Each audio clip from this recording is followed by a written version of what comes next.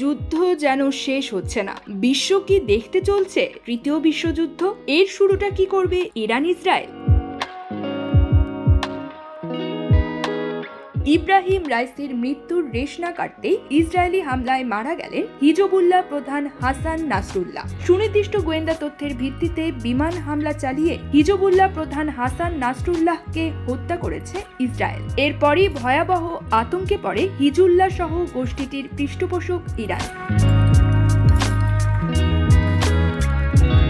এরই মধ্যে ইরানের সর্বোচ্চ নেতা আয়াতোল্লাহ আলী খামেনি বলেছেন নাসারুল্লাহকে হত্যার প্রতিশোধ নেওয়া হবে। অন্যদিকে মার্কিন প্রেসিডেন্ট এই হত্যাকে ন্যায় বিচার বলে আখ্যায়িত করেছেন। এই মুহূর্তের সবচেয়ে বড় প্রশ্ন হয়ে দাঁড়িয়েছে, এই ঘটনার পর ইরান, হিজবুল্লাহ ও ইসরায়েল ঠিক কি করবে?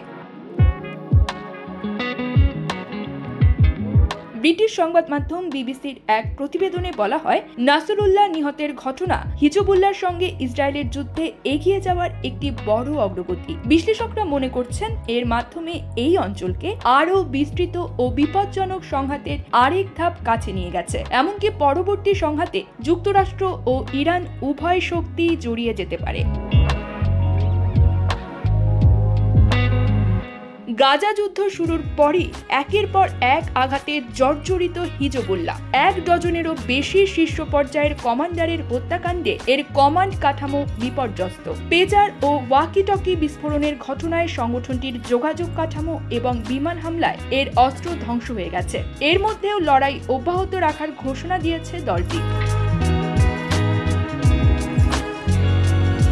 সংগঠনটির এখনো যথেষ্ট পরিমাণ ক্ষেপণাস্ত্র আছে, যার অনেকগুলোই দূরপাল্লার। নিজেরা আরও ধ্বংসের লক্ষ্যে পরিণত হওয়া বা নিশ্চিহ্ন হওয়ার আগে সেগুলো ব্যবহারের জন্য গোষ্ঠীটির ভেতরে চাপ বাড়ছে। এসব ক্ষেপণাস্ত্র ব্যবহার করা হলে ইসরায়েলের জবাব হতে পারে আরও ভয়াবহ। তাতে লড়াই বিস্তৃত হতে পারে ইরান পর্যন্ত।